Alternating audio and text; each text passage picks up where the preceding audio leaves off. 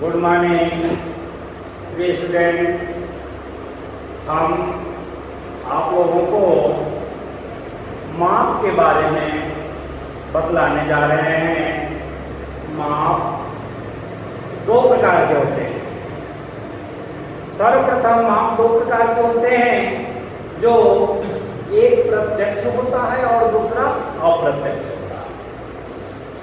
प्रत्यक्ष का मतलब ये होता है कि जो यंत्र किसी भी माप को लेकर के स्वयं पूरी माप कैलकुलेट कर सकें, वैसे औजार को हम प्रत्यक्ष मापी औजार कहते हैं।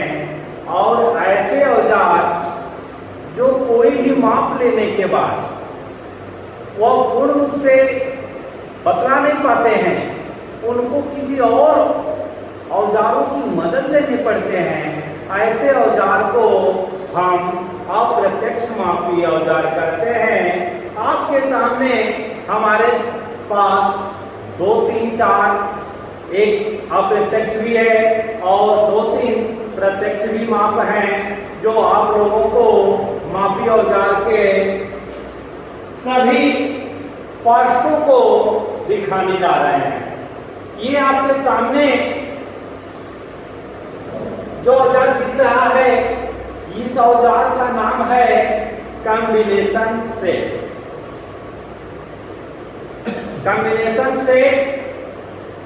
कॉम्बिनेशन सेट को हम एक अप्रत्यक्ष मापी औजार भी कहते हैं, क्योंकि ये जो माप करता है, मार्किंग करता है, फुलफिल ये इंडिकेट नहीं कर पाता कि हम कितना में किए हुए हैं। जिस प्रकार से ये है सेंटर हेड। सेंटर हेड का कार्य होता है किसी वृत्त का केंद्र ज्ञात करना। तो सेंटर हेड ज्ञात तो करेगा, लेकिन ये नहीं बतलाएगा कि उस पाइप या शाफ्ट का व्यास कितना है और उसकी त्रिज्या कितनी है और उनका व्यास कितना है। ये इसलिए ये अप्रत्यक्ष माप के अंतर्गत मार्किंग या मेजरिंग करता है। दूसरा में ये है वाइवल प्रोटेक्टर। ये किसी भी जाप का कोण को मापने का कार्य करता है। ये कोण मापते समय 1 डिग्री, 2 डिग्री और डिग्री के अनुभाग में ये माप नहीं ले पाता, यानी कम से कम ये 1 डिग्री तक ही माप ले पाता है। और इसके साथ ही जो अगला इनके कंबाइंड भाग हैं, जिनका नाम है स्क्वायर हेड। ये किसी जाप का 90 डिग्री चेक कर सकता या 45 डिग्री के कोण पे मार्किंग कर सकता है।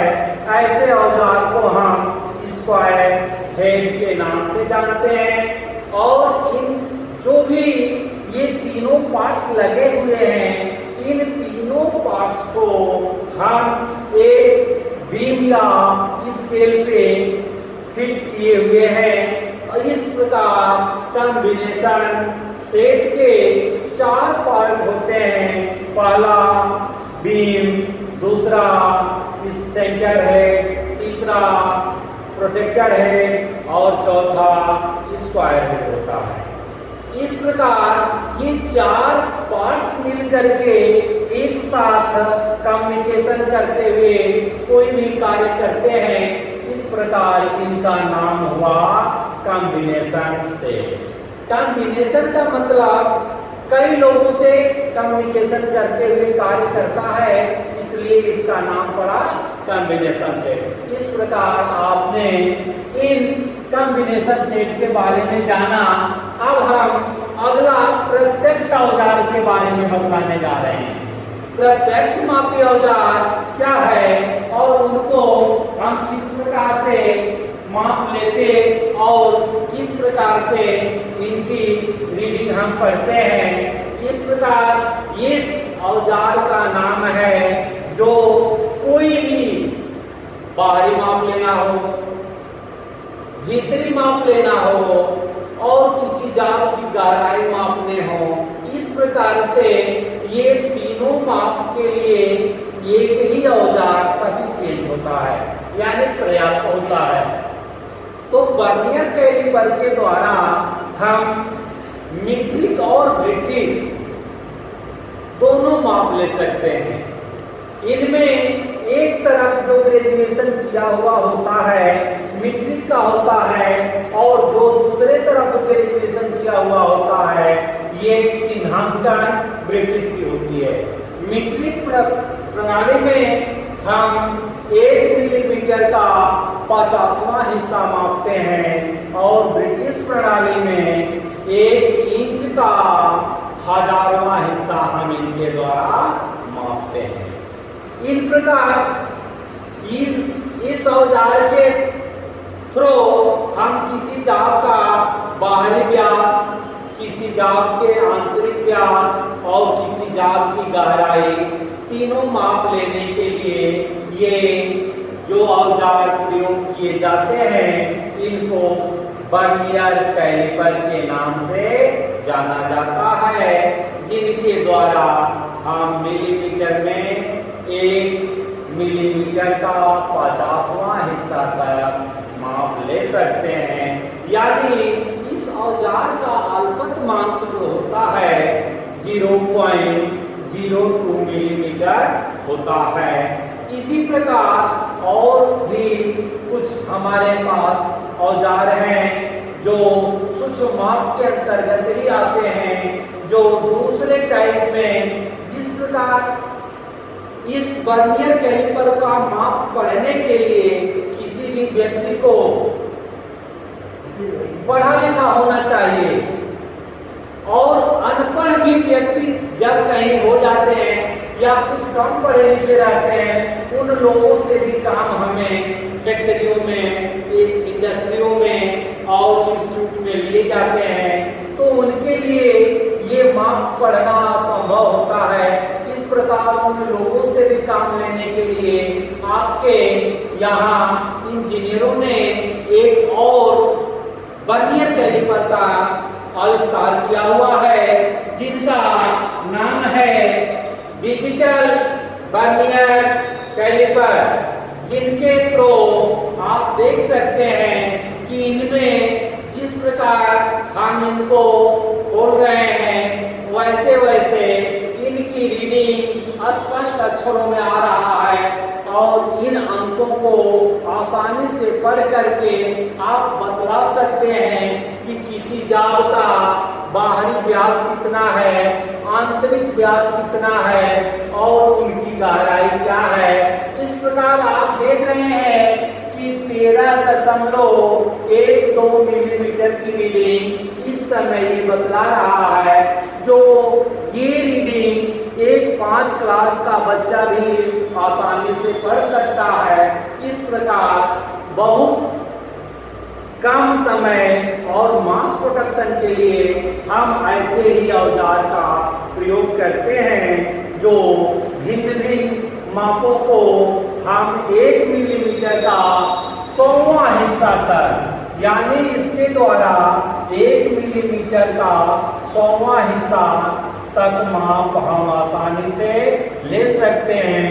यानी इसका अल्पतमांक जो होगा 0.01 मिलीमीटर होता है। इसी प्रकार ये 3 माप ले रहे हैं, लेकिन इनके अलावा कुछ ऐसे भी जाप होते हैं जहां इतने बड़े औजार ले जाना या वहां रख करके मापना संभव नहीं होता है। उस जगह पे हम इनके अलावा भी एक छोटा सा औजार प्रयोग करते हैं, जो केवल बाहरी माप मापने के लिए ही प्रयोग किया जाता है, जिनका नाम है आउटसाइड वर्नियर कैलिपर माइक्रोमीटर, जिनका नाम है आउटसाइड माइक्रोमीटर।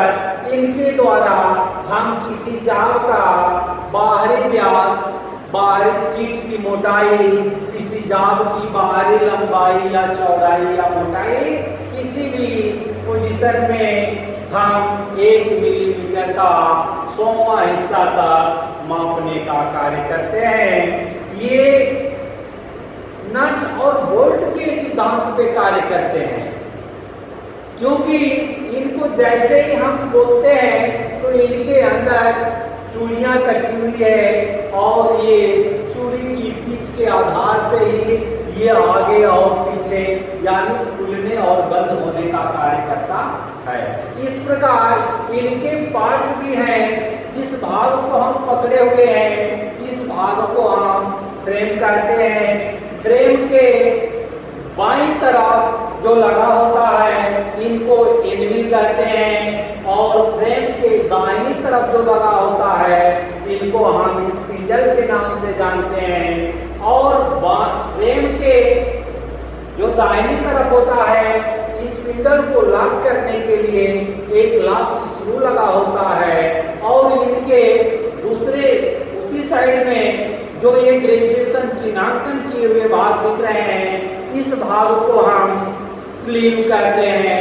स्लीव के साथ ही इनके साथ एक और डिवीजन अंकित होते हैं जिनको हम थिम्बर डिवीजन कहते हैं। यानी जो इनके स्लीव होते हैं स्लीव पे 2 ग्रेजुएशन किए होते हैं। एक को हम जो डेटम लाइन से ऊपर की तरफ ग्रेजुएशन होता है इसको हम कहते हैं मेन डिवीजन।